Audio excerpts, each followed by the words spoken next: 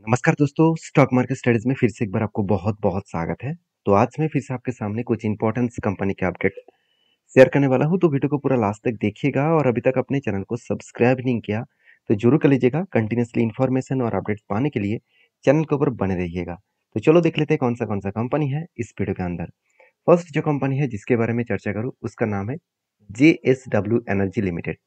देखिए JSW energy limited के बारे में एक चीज आप जरूर याद रखिएगा कि जेएसडब्ल्यू एनर्जी जो है वो देखा जाए तो पावर सेक्टर के ऊपर काम करते हैं और पावर जेनेट के ऊपर काम कर रहे हैं।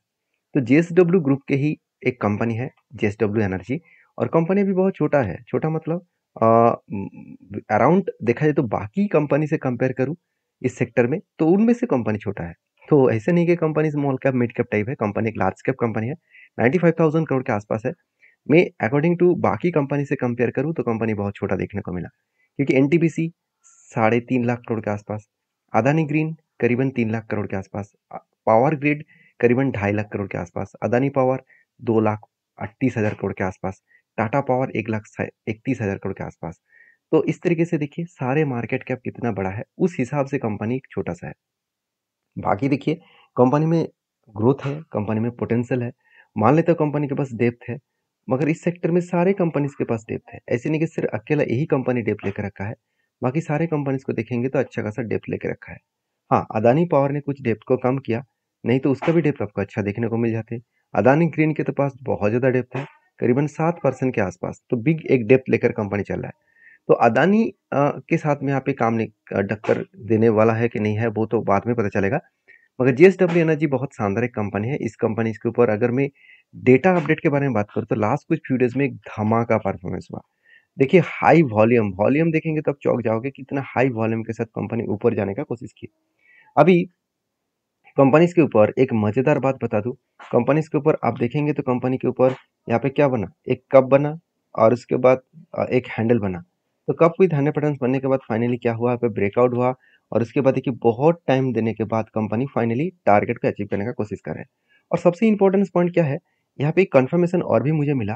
देखिए पहले यहाँ पे एक रेंज में मैंने आपको मार्किंग किया था, ये रेंज बहुत स्ट्रांगली रेजिस्टेंस 1 बार 2 बार 3 बार 4 बार 5 बार 6 बार तक कंपनी इस रेजिस्टेंस को फेस किया।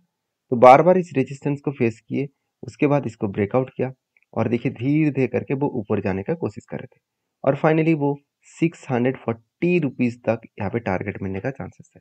तो इस लेवल तक मैं होल्ड कर रहा हूँ।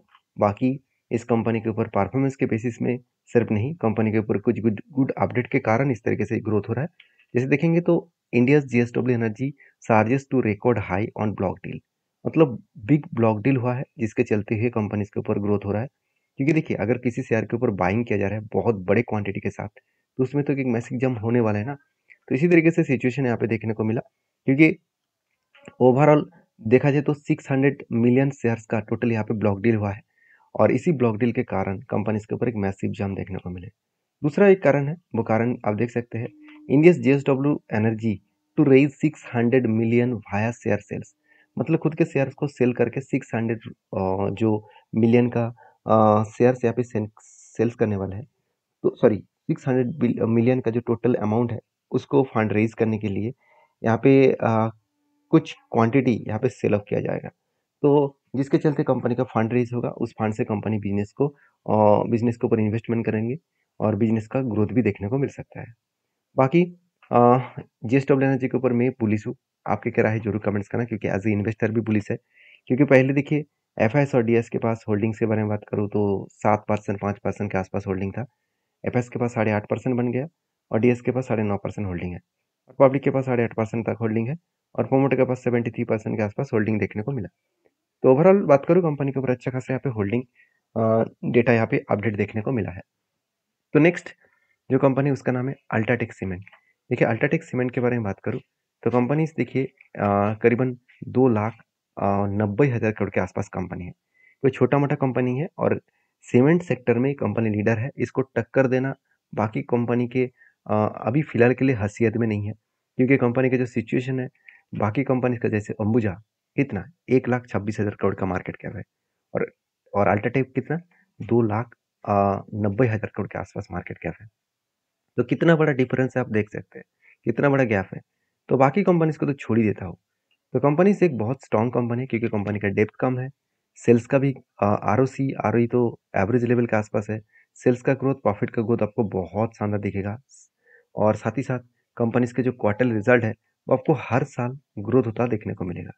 14,000 से बीच में 12,000 हो गया था, उसके बाद 15,000, उसके बाद 16,000। तो एक अलग लेवल का प्रॉफिटेबिलिटी ग्रोथ यहाँ पे देखने को मिले, सेल्स ग्रोथ देखने को मिले, उसके साथ साथ नेट प्रॉफिटेबिलिटी भी अच्छा खासा बेस्ट तरीके से यहाँ पे देखने को मिला। जब सेल्स बढ़ा, कंपनी का प्रॉफिट बढ़ा, तो एक अच्छा खासा जर्नी और जंप आपको यहाँ पे देखने को मिल जाएगा। बाकी देखिए अल्ट्राटेक सीमेंट के ऊपर एक चीज़ को नोटिस करना कि इस कंपनी के ऊपर आप देखेंगे तो UltraTech cement trades 2% high on the 32,000 crore का कैपेक्स अनाउंसमेंट किया है। तो कोई छोटा मोटा कैपेक्स अनाउंसमेंट नहीं किया है, 32,000 करोड़ का टोटल कैपेक्स अनाउंसमेंट किया है। तो इतना बड़ा कैपेक्स अनाउंसमेंट करने के कारण कंपनी के ऊपर एक तो मैसिव जंप होने वाला है क्योंकि कंपनी का कैपेक्स बढ़ चुके हैं, मतलब कंपनी का ग्रोथ यहाँ पे अच्छा खासा हाई लेवल में बढ़ने का चांसेस है। बाकी इस कंपनी के ऊपर टेक्निकली चार्ट पैटर्न्स के बारे में बात करूँ तो यहाँ पे पहले इस कंपनी के ऊपर एक ट्रेड बना था।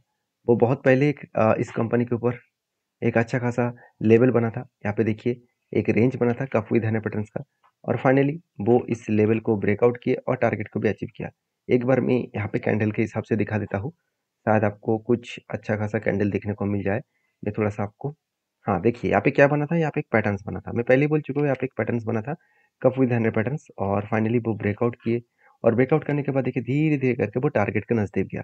नजदीक से क्या हुआ, थोड़ा सा रिवर्सल किया, फिर से वो देखिए ऊपर जा रहा है। तो इजीली वो टारगेट को अचीव कर सकते हैं। अगर यहाँ पे टारगेट अचीव ना हुआ तो यहाँ पे फिर से एक ट्रेड बन सकते हैं, फिर से एक रेंज बन सकते हैं। यहाँ पे एक रेंज बनेगा, यहाँ पे कप बनेगा, उसके बाद अगर हैंडल बने तो एक फिर से ब्रेकआउट हो सकते हैं और एक जर्नी हो सकते हैं। तो बाकी आपकी क्या राय है, आपकी क्या ओपिनियन है, जरूर मुझे कमेंट्स करना इस कंपनी के ऊपर। नेक्स्ट जो कंपनी है इस वीडियो का वो है एसआरएफ। और एसआरएफ के बारे में चर्चा करने से पहले मैं रिक्वेस्ट करूंगा, मेरे वीडियो से आपको कुछ नया सीखने को मिले तो प्लीज़ लाइक कर देना और कौन सा कंपनी के ऊपर आपका कौन सा लेवल में एंट्री है वो भी मुझे कमेंट्स करके बता सकते हैं। और हाँ, ये वीडियो टोटली एजुकेशन पर्पस में आपके साथ शेयर किया जा रहा है।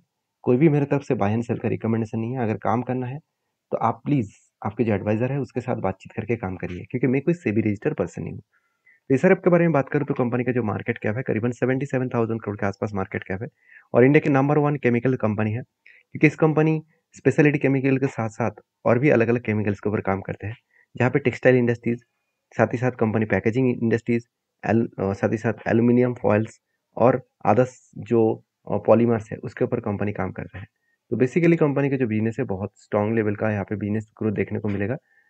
बाकी इस कंपनी के ऊपर एसआरएफ के ऊपर एक चीज़ मैं आपको ज़रूर यहाँ पे शेयर करूँगा, वो है इस कंपनी के ऊपर जो परफॉर्मेंस। देखिए परफॉर्मेंस के बारे में बात करें तो कि कंपनी के सेल्स में आपको कभी भी कमियाँ देखने को नहीं मिलेगा। हर क्वार्टर्स को कंपनी बीट करके आगे बढ़े, उस हिसाब से कंपनी के एक्सपेंस भी बहुत शानदार हुआ, उस हिसाब से कंपनी का नेट प्रॉफिट वो भी आपको शानदार तरीके से देखने को मिलेगा। तो बेस्ट तरीके से कंपनी का परफॉर्मेंस आपको देखने को मिले। सर इसी बार कंपनी का सेल्स कम हुआ, प्रॉफिट भी कम हुआ। क्यों? क्योंकि लास्ट 1 ईयर में कंपनी के जो प्रोडक्ट का जो डिमांड है मार्केट में, डिमांड कम हो चुके हैं। और डिमांड कम होने के चलते कंपनी के ऊपर एक प्रेशराइज़ बनता हुआ देखने को मिले। वही प्रेशराइज़ कंपनी को नीचे धकेल रहा है, थोड़ा-थोड़ा करके यहाँ पे प्रेशराइज़ होता हुआ देखने को मिले। एज ए इन्वेस्टर प्रोमोटर से लेकर एफएसडीएस पब्लिक हर किसी के पास आपको इन्वेस्टमेंट देखने को मिल चुके हैं।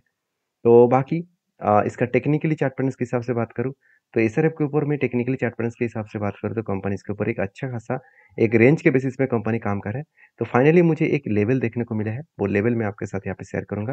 वो लेवल को मैं आपके साथ मार्किंग करूंगा। आप देख सकते हैं यहाँ पे क्या बना, यहाँ पे छोटा सा एक शोल्डर बना, पहले एक छोटा सा शोल्डर बना, उसके बाद यहाँ पे क्या बना, फिर से एक लंबा सा शोल्डर बना, तो दूसरा एक शोल्डर बना और थर्ड यहाँ पे देख सकते हैं एक बिग जैसे हेड बना। बिग जैसे हेड बना क्यों बता रहा हूँ, क्योंकि जिसका जो हेड का लेवल है वो जो प्रीवियस शोल्डर है उससे नीचे है। मतलब यहाँ पे शोल्डर कम शोल्डर, उसके बाद बिग हेड बना और अभी छोटा सा यहाँ पे अगर एक शोल्डर कट करे तो बड़ा सा एक टारगेट मुझे देखने को मिलेगा और उस टारगेट को मैं जरूर लेकर चलूंगा, जरूर लेकर आगे बढ़ूंगा। और मज़ेदार बात यही है, ये कंपनीज़ ने जब नीचे आए थे मतलब क्या है, कंपनी देखिए यहाँ पे जो 200 डेज़ है, इसके नीचे कंपनी कैंडल नीचे आए और उसके बाद देखिए कंपनी जो आरएसआई है, वो 30 के नीचे आया।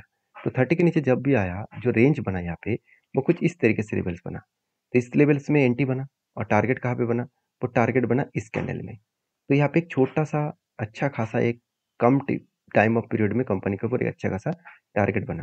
वो टारगेट निकल के आया करीबन आप देख सकते हैं, यहाँ तक टारगेट बना है। 14.5% का टारगेट बना सिर्फ 41 डेज में। इसलिए मैं बार-बार बोलता हूँ, सारी चीज़ों को आप सीख कर करेंगे, तो आपको हमेशा एक प्रॉफ़िटेबल ट्रेड ज़रूर बनेगा। ऐसे नहीं कि हर ट्रेड आपको प्रॉफ़िट होगा, कभी-कभी लॉसेस भी होगा, तो आपको लॉसेस भी झेलना पड़ेगा और उसके लिए आप तैयार रहिएगा। उसके लिए आप बैक टेस्टिंग करिए, सारी चीज़ों को समझिए, उसके बाद काम करिए। वीडियो में जानकारी अच्छा मिले तो प्लीज़ लाइक करिए। मिलते हैं नेक्स्ट वीडियो में, तब तक के लिए धन्यवाद।